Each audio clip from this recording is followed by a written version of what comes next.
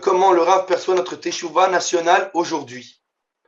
Bon, alors c'est très simple. Étant donné que nous avons déjà appris que selon le Rav Kook, et en fait il y a plusieurs sources anciennes de cela, la Teshuvah nationale se réalise essentiellement par l'accomplissement des paroles des prophètes sur le retour en Eretz Israël.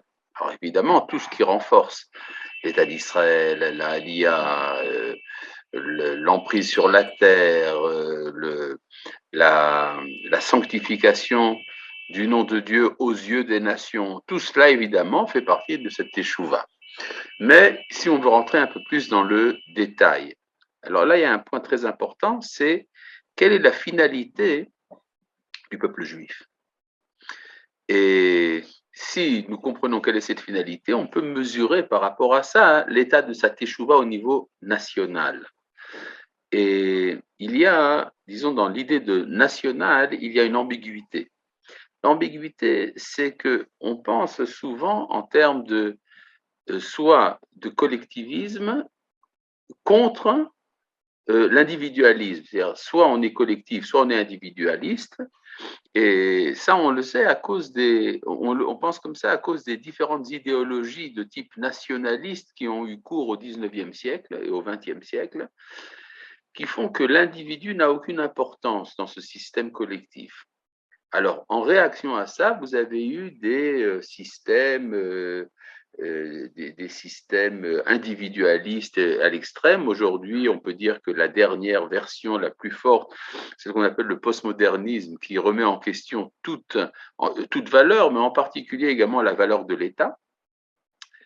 Eh bien, en fait, ce que la Torah propose, c'est quelque chose de tout à fait différent. C'est une sorte de synthèse entre les différents éléments. Klal, shutzer prat, prat, shutzer klal. C'est-à-dire, l'individu ne peut pas véritablement s'épanouir sans son enracinement dans la collectivité, et la collectivité ne peut pas véritablement s'exprimer si elle n'arrive pas à transmettre son message à sa manière à chaque individu. Donc, il y a ici un lien entre les deux. Or, ce qui se passe aujourd'hui en Israël est quelque chose d'extraordinaire. Vous avez un gouvernement de droite et de gauche.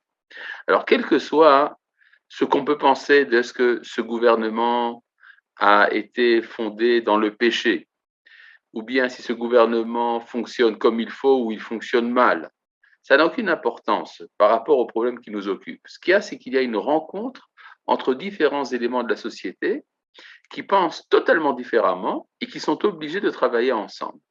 Ça, c'est également un élément de Teshuvah, très important. Il y a également un autre élément de Teshuvah, c'est que nous avons commencé à réouvrir notre bouche par rapport aux nations. C'est-à-dire que jusqu'à présent, nous étions dans un dialogue intérieur et que nous sommes amenés par les événements et également par souci spirituel à nous adresser aux goïms.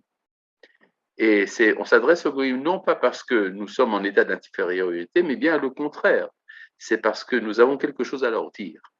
Il y a une expression qu'on employait avant chez les Juifs pour exprimer l'infériorité, c'est Mayomru à goïm. Qu'est-ce qu'ils vont dire, les goïms? Et aujourd'hui, un des rabbins chassidiques a dit que la vraie question, c'est Mayomru la goïm. Qu'est-ce qu'on dira aux goïm? Eh bien, tout ça, ce sont des processus qui sont engagés. À part ça, il y a un troisième élément de Teshuvah qui apparaît dans la société israélienne, c'est la fin des tabous. C'est-à-dire que jusqu'à présent, si on était par exemple Chiloni, alors on ne peut pas parler dans un langage traditionnel, tandis que si on est Dati, on ne peut pas employer des éléments de culture qui viennent de la culture générale. Et aujourd'hui, on sent très bien que, bien qu'il y a des îlots de résistance, au niveau des individus, au niveau individuel, il y a effectivement un franchissement des barrières. Et ça également, c'est très positif. Voilà.